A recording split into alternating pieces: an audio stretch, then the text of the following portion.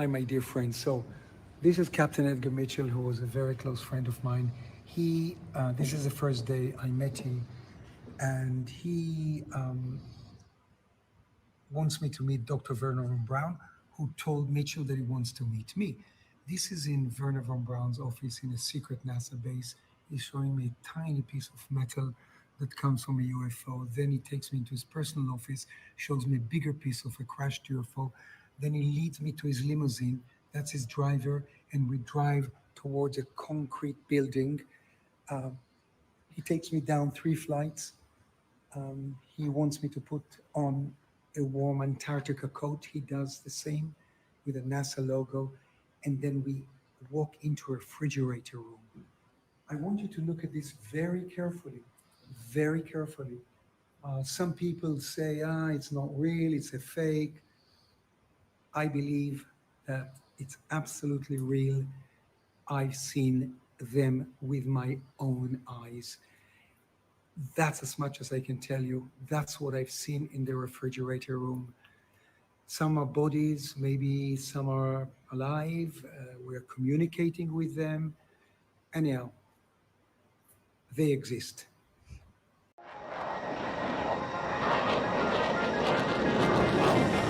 Chris Lehto, welcome to Lehto Files. Welcome to Lehto Files. I'm Chris Lehto, retired F-16 pilot. Today's video goes over Uri Geller's recent tweet and just crazy story. So let's read the tweet here from Uri Geller, 7 June. Friends, I saw with them my very own eyes. I was there in a refrigerated vault with Dr. Wernher von Braun. I had an encounter with them when I was 5. I assume a secondary encounter. There are non-human built vehicles, there are bodies, and there are living aliens among us. Man, listen to that. The Israeli government knows about everything I've seen. So does the NSA. I had photos which I took with my Minox camera that were stolen from my 57th apartment in New York. Wait until I find the negatives. That would be amazing. I hope you find the negatives. Uri Geller is definitely a controversial figure. Here he is. He's an Israeli-British illusionist, magician, television personality, and self-proclaimed psychic. He basically invented spoon bending and other illusions, they say. He was hired by the CIA, and he did work for the CIA with Puharich. I mean, his story alone is just insane. The story is just insane. Okay, so at the age of 18, Geller joined Israeli's Army Paratroopers Brigade. He served in the 1967 Six-Day War and was wounded in action. He worked as a photographic model, interesting, 68 and 69. During that time, he began to perform small audiences as a nightclub entertainer, becoming well-known in Israel. So he became well-known. He first started to perform in theaters, public halls, auditoriums, military bases, and universities in Israel. And then the parapsychologist Andrea Puharich, this character, met Geller in 1971 and assisted him in traveling to the United States and working with the CIA. This is where he actually underwent experiments with the CIA, where they found he does have supposedly special powers. Okay, so if we go here, look, Central Intelligence Agency experiments, Uri Geller at SRR, 1973. Okay, so he was tested. He was a remote viewer, whatever they did, tested on Uri Geller to try and use him as a source, as an agent for the CIA. Okay, this is all well known. Okay, so Stanford Research Institute, again, SRI, man, that place again. Oh, it's so questionable. Hal Puthoff, I believe, also worked with them along with Puharich. They would do experiments where you have to draw something. So they have a drawing in one room, and Uri Geller would try and imagine what they drew in the other room, and they found that he has powers, special abilities. So look at this. This is New Scientist, 17 October 1974. Uri Geller and science. Is Uri Geller the world's most gifted psychic, capable of bending metal without touching it, spoon bending, and discovering the contents of closed boxes with incredible accuracy? Or is he the biggest hoaxer of our time, able to convince trained scientists that they saw things which never actually happened? This week, Nature publishes the first scientific paper on Geller, a report on tests at the Stanford Research Institute.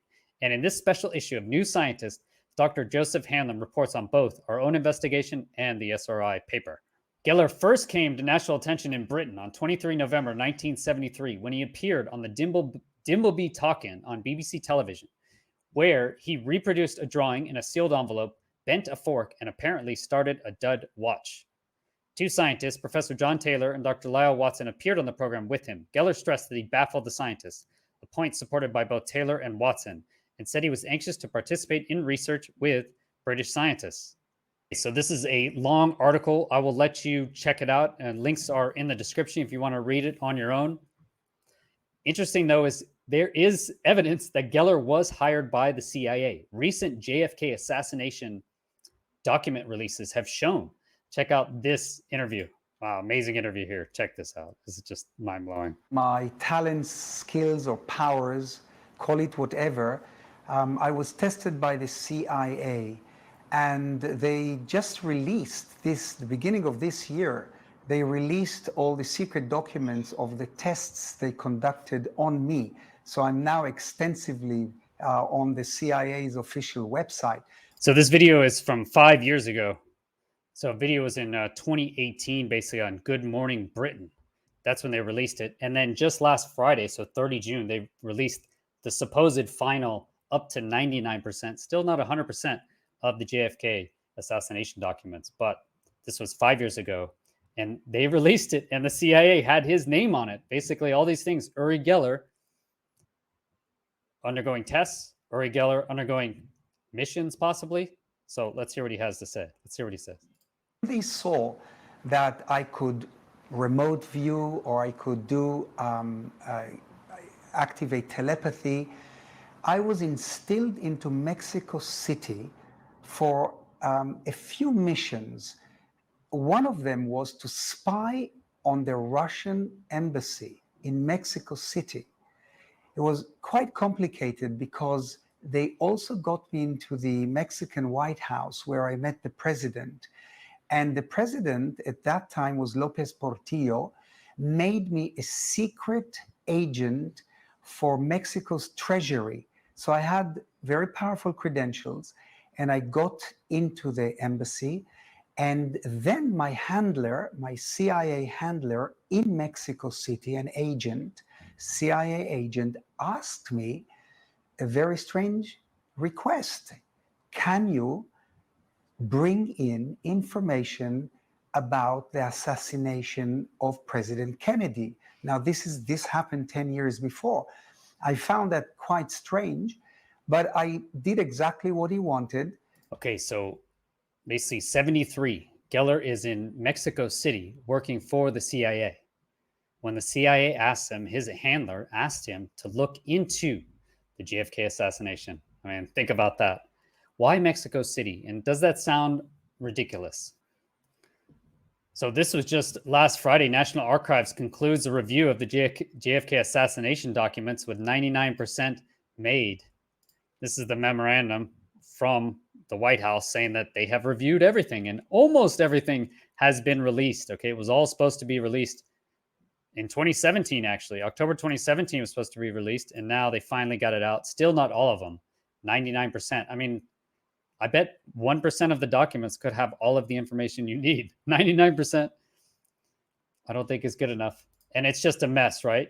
You can look here and you can see all of these files. You know, there's thousands and thousands and thousands of files. I've gone through a few of them. Interesting to see is that Oswald's name seems to come up centered around Cuba, Mexico City, and Russia. I mean, if you look, I've went through a few of these documents, I don't, maybe a few dozen, and actually you will find Oswald's name next to Mexico City and Cuba. So somehow it was related. So Uri Geller confirmed to actually work with the CIA on remote viewing, and these documents have been released that he was in Mexico City in 73, and asked by his handler, he says, to look into JFK assassination. So let's see what he found out. That'd be pretty interesting. So I managed to kind of wriggle myself into the right people. I asked questions, I used my powers, and I came to a stunning conclusion. Right. First of all, I do not believe that the CIA were involved, nor the FBI, nor Lyndon B. Johnson. What I found out was so stunning. And of course, I handed my information to the CIA agent, and I wonder whether this will be revealed today. I mean, look at that. Uri Geller says he went and investigated, and apparently he talked to Jacqueline Kennedy. He investigated other witnesses. It wasn't just him sitting in a room and remote viewing stuff. Okay, he went out and actually used his skills, is what he says. Used his skills. And what he found was it's not the CIA. The CIA was not involved. It's not the FBI. Didn't sound like it was any known official agency. He goes on later to say it wasn't the KGB. It's not enemy adversary. So who is it? What agency set this up? And he said he knows. And he says he can't release it. He will not be the first to release it. He will let them release it, and then he will speak up. But he said he will not be the first to release it because the information is so shocking. What could be so shocking that it's not the CIA, even though that's RFK Jr. seems to think it is the CIA. It's that it's not the CIA. Who else could it be? Any ideas in the comments? So look, Uri, obviously you've ruled out, you're saying you're ruling out the US agencies, so the CIA, the FBI. You said not Lyndon B. Johnson. I think you've said previously as well, not the KGB or the mafia. They weren't involved.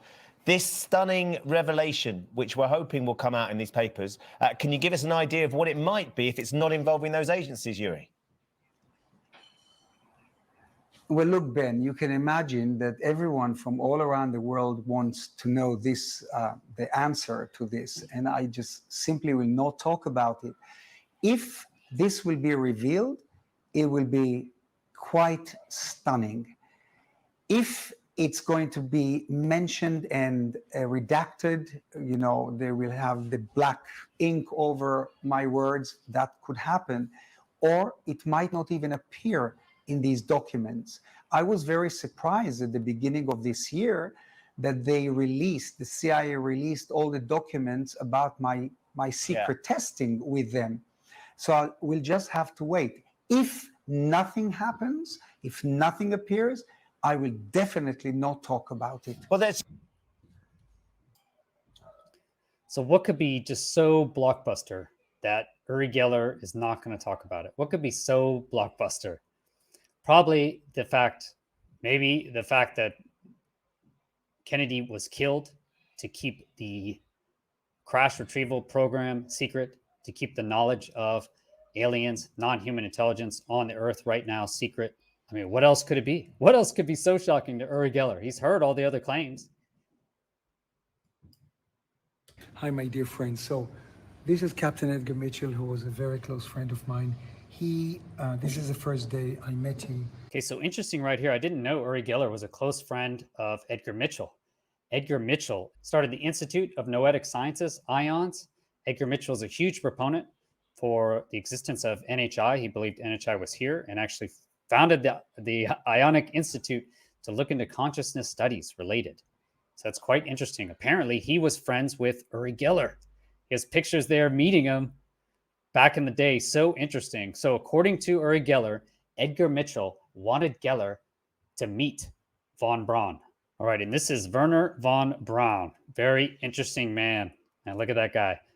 Died in 1977, 1912, 1977. Was a German-American aerospace engineer and space architect, whatever that is. He was a member of the Nazi Party and Allgemeine SS. Great, the SS. As well as the leading figure in the development of rocket technology in Nazi Germany. And later, a pioneer of rocket and space technology in the United States. Look at that. So the United States pioneer, one of our main pioneers, was a Nazi, von Braun. As a young man, von Braun worked in Nazi Germany's rocket development program. He helped design and co-develop the V2 at Peenemünde. So this base came up as a possible base shooting ghost rockets into Norway. That was during World War II. They said actually those V2 rockets were not coming out of Peenemünde. So where were they coming from? The V2 became the first artificial object to travel into space on 20 June 1944.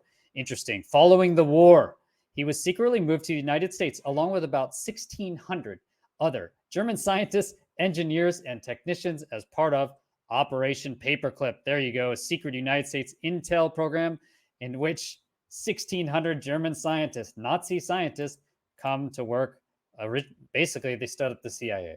That's basically when it happened. He worked for the United States Army on an intermediate range ballistic missile program. He developed rockets that launched the first satellite in 1958. And he worked with Walt Disney, great, on a series of films, which he popularized the idea of human space travel. In 1960, his group was assimilated into NASA, where he served as director of the newly formed Marshall Space Flight Center. Wonder if there's any UAP material there. And as the chief architect of the Saturn V Super Heavy launch vehicle. So pretty amazing. That propelled the Apollo spacecraft. So von Braun basically made us go to the moon, basically, the Apollo spacecraft to the moon, essentially. In 1967, von Braun was inducted National Academy of Engineering, and he received the National Medal of Science in 75. He's widely seen as the father of space travel. Look at that, the father of rocket science and the father of the American lunar program. He advocated a human mission to Mars. Amazing. So back to Uri Geller's claim here. There, he says there is von Braun right there showing him a piece of spacecraft, foreign material, alien spacecraft right there. It's got a little arrow. This is in Wernher von Braun's office in a secret NASA base. He's showing me a tiny piece of metal that comes from a UFO. Then he takes me into his personal office, shows me a bigger piece of a crashed UFO. Then he leads me to his limousine. That's his driver. And we drive towards a concrete building. He takes me down 3 flights. He wants me to put on a warm Antarctica coat. He does the same with a NASA logo. And then we walk into a refrigerator room. So I love here, it has a NASA logo on it. You know, he was the main director at NASA. I mean, if this is true, then NASA's obviously complicit, right? Obviously complicit. I want you to look at this very carefully, very carefully. Some people say, it's not real, it's a fake. I believe that it's absolutely real. I've seen them with my own eyes. He said he's seen it with his own eyes. Absolutely real. So these videos, he says, are absolutely real. Okay, so this is the video he links to on TikTok. Again, links in the description. He says this is absolutely real. So what we're looking at here is a gray alien. Which looks kind of different from what I would have imagined, you know, but almost more similar to what Mario Woods was saying on the shape of the head, and the eyes aren't quite as round, but yeah, just amazing stuff, man. So that would be what the beings look like. There you go. Exactly kind of what we think. Creepy. Very interesting stuff. So amazingly interesting story, man. Uri Geller, he's still out there. Sean Cahill, he did the mind bending of a spoon. He did it himself. He said it's possible. He said it's true. Uri Geller has all the spoons behind him. Could he possibly be true? Could it be true? Or is he just a magician? He worked at SRI. He worked at the CIA. Did he find the JFK case? Did he talk to von Braun? Was he buddies with Edgar Mitchell? I mean, amazing stories. He seems very confident. Let me know what you guys think in the comments. Please smash that like button if you did like this video.